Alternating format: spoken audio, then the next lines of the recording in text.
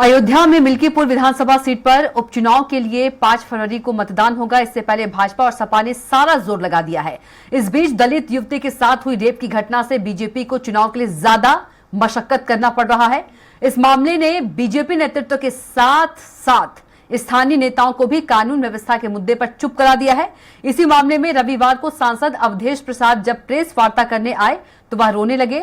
वहीं सीएम योगी आदित्यनाथ ने इस मुद्दे पर सपा को ही घेरते हुए कहा कि सपा पाजी और गाजी को अपना प्रिय मानती है।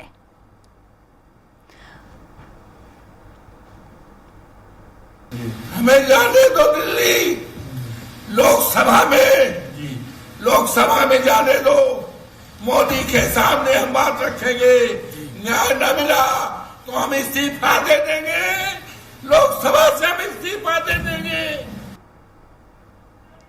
और एक बार फिर से ज्यादा जानकारी के साथ पवन सिंह जुड़ गए हैं। पवन, कल मिल्कीपुर में उपचुनाव है, क्या कुछ ज्यादा जानकारी अपडेट दीजिए। बिल्कुल, देखिए कविता, मिल्कीपुर उपचुनाव काफी शीर्ष लेवल पे चल रहा है। समाजवादी पार्टी और भारतीय जनता पार्टी ठीक आमने सामने है। इसे लेकर के हर तरह के सवाल जवाब और तीर चलाए जा रहे हैं।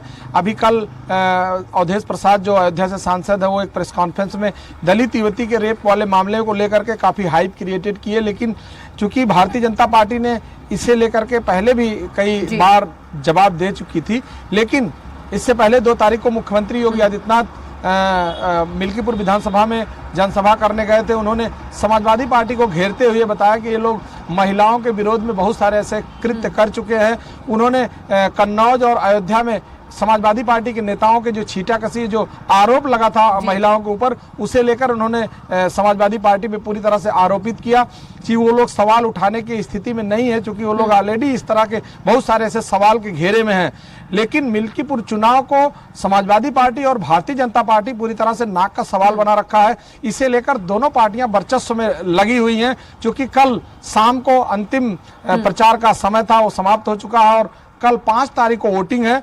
इसे लेकर भारतीय जनता पार्टी, समाजवादी पार्टी, सभी नेता उन सभी नेताओं के साथ वह मिल्कीपुर में लगी हुई है, क्योंकि यह उपचुनाव पूरी तरह से एक सम्मान का सवाल बना हुआ है। इसकी हार जीत से सरकार पर या समाजवादी पार्टी पर कोई असर नहीं पड़ेगा, लेकिन इसका जो परिणाम है, यह परिणाम उत्तर प्रदेश की सभी सीटों पर एक असर डालेगा।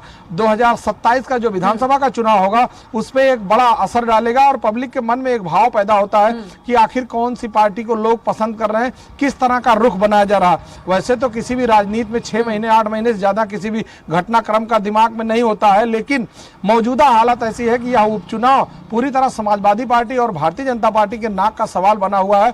और भारतीय जनता पार्टी शीर्ष नेतृत्व भी इस सीट को जीतना चाहती है, क्योंकि अयोध्या में जो सीट गंवाई है भारतीय जनता पार्टी ने, उस सीट के गंवाने का जो मलहम है वो मिल्कीपुर सीट को जीत करके लगाया जा सकता है। इसे लेकर मुख्यमंत्री योगी आदित्यनाथ ने दिल्ली की बैठक में उन्होंने कहा था, इसकी कमान हम अपने हाथ में लेते हैं और इस सीट को जीत कर ले आएंगे। क्योंकि इससे पहले भी अभी 9 विधानसभा की सीटों पर उपचुनाव हुए थे। उन उपचुनाव में 7 विधानसभा सीट भारतीय जनता पार्टी के पाले में था।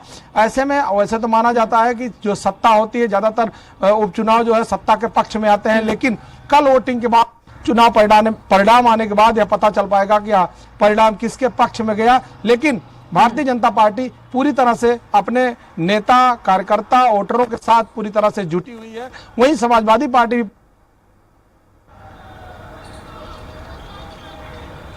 जी बिल्कुल, जानकारी के लिए आपका जी पवन बहुत ही धन्यवाद।